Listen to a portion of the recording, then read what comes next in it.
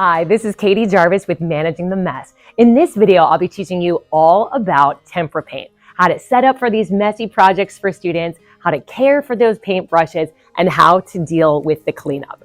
I make videos like this every single week for art teachers just like you, helping to give you tips and tricks to make your job easier and help you feel less alone in this crazy career. I teach elementary K through 6, and the paint that I use in my classroom is this Crayola washable Tempera Artista 2. I really like this brand for the bright colors. If money was no object, the Premier Tempera is wonderful, but I do think parents appreciate that this is washable paint that we're using in the classroom.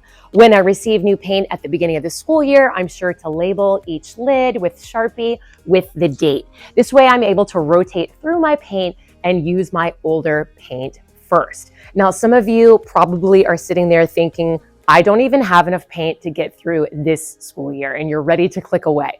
Don't worry, I've got you.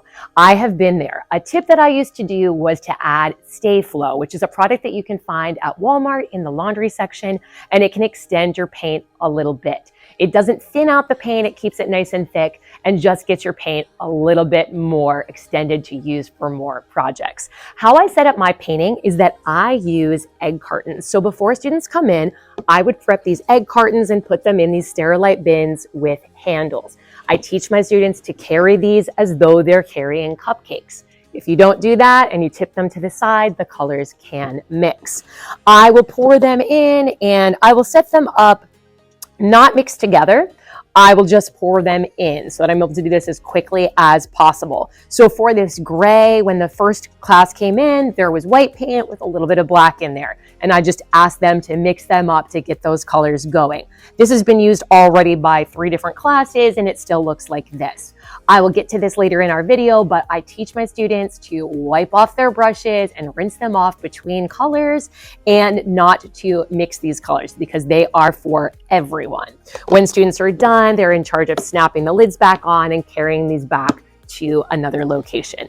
Students bring in egg cartons for me throughout the school year. I have a container that I keep in the hallway for donations. And as students bring those in, they just put those in that container. They don't interrupt me when I'm teaching to bring the egg cartons, and they don't interrupt me in the morning when I'm prepping.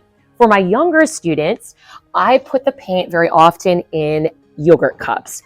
These work really great because the students can put their paint brushes right into the cup without the cup tipping over. So the colors that you see here are what I'm using on our current kindergarten project.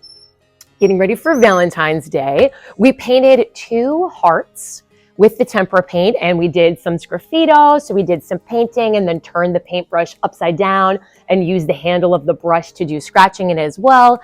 And we talked about patterns, which is something we were revisiting again with this lesson. On the second day of the lesson, that's when we did the lacing that you see here. I laminated and hole punched these, and then students created this into a little pouch that they could store their Valentines inside of. I like this paint setup for kindergarten because that they can share this with everyone at their table. They're less likely to mix because they can understand that 1 cup, 1 brush, that's for them. And then when they're ready for another color, they're sliding another color closer to themselves. When I do have students do projects that are based on color mixing, maybe they're mixing tints and shades, I will do this in half of an egg carton. So I'll cut the egg carton in half and pre-pour maybe some of the white paint and then have students slowly add in colors as we go. What I explain to students is when they're pouring, it's more like they're squeezing out toothpaste and less like they're squeezing out ketchup. I'm sure to put paper down on my counters before I attempt this with students so that the mess is easy to clean up. You simply just throw away the papers at the end. My students in grades 4 through 6 are able to do this pretty independently with very little mess. I structure my year so students are doing Tempera painting in the 2nd and 3rd quarter only. I do this to contain the mess and to focus in on those skills and deal with just those supplies at that time of the school year. I talk more about this in my more time-saving tips for teachers video. Be sure to check that out next. Now, when I'm setting up for students to paint, I often will cover my tables. So I'm putting large roll paper on the tables and I'm taping it down. I typically don't do this just for one class, but I will be able to use this for several classes. It might be there for a few days even. Now, a way that I extend those table coverings or maybe go without the table coverings on certain projects is I'll use messy mats, simply using book covers or posters that are donated, and use these underneath student artwork to contain some of the mess. When I begin a painting lesson, I teach my students how to care for and use the paintbrushes. I do this by introducing them to Pedro, the paintbrush. I act as though the other paintbrushes in my classroom are his cousins, so he cares about them being taken care of by the students. As I'm teaching the lesson, I'm going to tell them that. Just let me leave this, please. Yes, Pedro, I'm on. As I'm teaching the lesson, Pedro will interrupt me and whisper things into my ear that he wants the students to know. Now, this increases the engagement because the students are wondering, what is he whispering to me? What does he want them to know? The first thing that he teaches them is to keep the paint not on the body of the paintbrush, but they like to have the paint in their hair. Next, he teaches them that they like to be rinsed in clean water, and I'll have the paintbrushes tickling as we're doing this. Then I show them how you can either wipe them on the side of the cup, they really like that, or they like to be wiped with a paper towel. They do not like to be shook like a dog drying off. This gives them a terrible headache, and it also will put polka dots on your paper and on the papers of students around you. I teach the students about giving the paintbrush a good hair day. The paintbrushes like it when they're pointy and when they have lots of water on them and they can smoothly move around your paper. You can tell when someone does a painting and it has a good hair day because the paint looks very smooth. When someone is giving a bad hair day with the paintbrush, it means that they're smashing down the hair of the paintbrush and the hair looks just crazy and it's going this way and that way. Students can see this on their paper and they can hear it too, because often as they're rubbing as though they're scrubbing the floor like the janitor, they will hear a sound of the paintbrush screaming. Now, what really that is they'll hear the scratchiness of the paper fibers breaking down and a hole about to appear in their painting. So I teach them this so that they can very lightly keep putting the paint onto the paper, keeping the paintbrush as though it's a ballerina on their tiptoes instead of spreading it out like the janitor mopping the floor. I focus on mixing colors and how to do that. We mix the colors in certain ways in our projects. We're not mixing all of the colors together. If we did mix all the colors together, we make sure that the students understand that it would turn a yucky, awful, muddy brown color. So we want to keep our colors bright and fresh. We just use one color at a time. When we're using that color, and we are finished, we wash off our paintbrush, we wipe it on the side of the cup, we even go so far as to wipe it with a paper towel, and we check and keep wiping until it is clean before we go into another color. I talk to the students about the tortoise and the hare and ask them, do you think in art that the best artwork that gets hung up in the hallway, do you think that that's made by someone that goes as fast as they can like a rabbit, or as slow as they can and as careful as they can like the turtle? And the students respond, and we talk about how it's different than in PE. And I show them a photo of the end of the race with the turtle winning, that in art, it actually pays to be slow and careful, and that people can see that in your work. I teach students also how to hold a paintbrush. If you don't do this, you're going to see students holding it from the very end, and they're not able to control the paintbrush that way. They should hold it very similarly to how they hold their pencil. So instruct them on that and show a picture of what not to do, or demonstrate that with your students and show them also what to do. My students beg for this each and every year to have Pedro come back and revisit how to care for the brushes. Next, I'm going to share what types of paintbrushes I use most often in my classroom. When I'm ordering paintbrushes, the three main sizes that I find that we use a lot, that I would recommend having in your classroom as well, is having a size 10, a size 6, and a size 2. And I prefer and find myself really reaching for those round brushes with students and not really using those flat brushes as much, especially in these sizes. The brand that I like is Royal Langnickel, and this large size paintbrush I got from them. They sell a little value pack where you can get a couple of these in the same pack. I use these brushes when I am having students paint backgrounds. So these work really great. They're very, very smooth. I don't find that the bristles comes out with this brand. The Royal Langnickel, they also sell these really colorful brushes, which are fun. There are some that are angled like this. They also have ones that are rounded, but also about this size. They have ones that are quite pointy, which I find students really reaching for a lot. It's also nicer that these paintbrushes are smaller. Students are holding them in that correct manner because there's not so much big, long paintbrush there. And some other fun ones that we really like that they make are this #1 brush because it is so tiny for that little detail work, and the fan brush. Students really like to use these for animal textures and to make different things within their pictures and get those wispy, fun lines. I teach my students how to also use a sponge brush. We use this just for one color at a time, and then we would go and clean these off in the sink. I do not have students put these sponge brushes in the water cups at their table. If a student does this, it tends to drink up all the water and then basically spit it out all over their artwork. So we only put these into the paint just one color at a time, and then we go and clean them. I also like what I think these are stencil brushes, but we use them for dabbing. When we're gonna be doing projects where we're using a lot of that dabbing motion, maybe we're putting in clouds in our picture, we reach for these paintbrushes. For water cups, I really like these no spill cups. They have a little line, and I have students fill the water up in the younger grades just to that line and stop. In my class, I have a class job, the water waiter. Those students fill up the water cups and bring the water to the table. We'll also have on painting days, the paper passers pass out paper towels.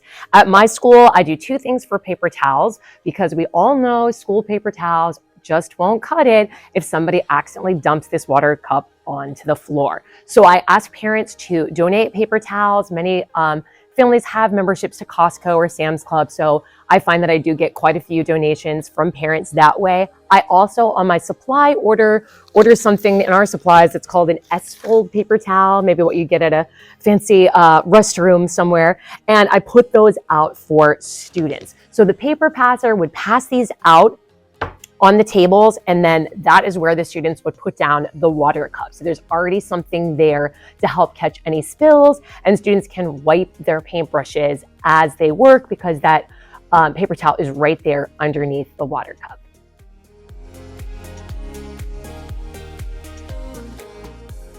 Before I jump into a painting project, I teach my students how to use the paintbrushes, but also how to apply the paint. So I teach my students a bunch of painting techniques, and I give them an opportunity in class to practice that. If you're interested in seeing more about these painting techniques, make sure that you leave a comment down below and I will make that video in the future. What I do after my demonstration of those techniques is I give the students their very own painting chart. So the directions are there as well as the name of the technique. Students do not need to match my colors, but they need to match how I applied the paint on the paper. So they would fill this chart in. I use this chart at the end of 3rd grade, but then in grades 4, 5, and 6. I will revisit this each year. This helps to reinforce the vocabulary. It gives students a chance to get into that painting and practice those techniques so that they feel comfortable using them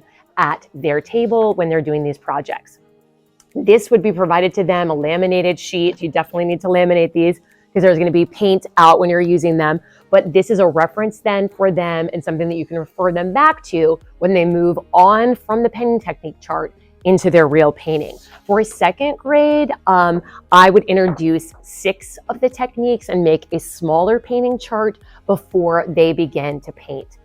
In kindergarten and first grade, I introduce just 1 or 2 painting techniques at a time, and I don't use a chart.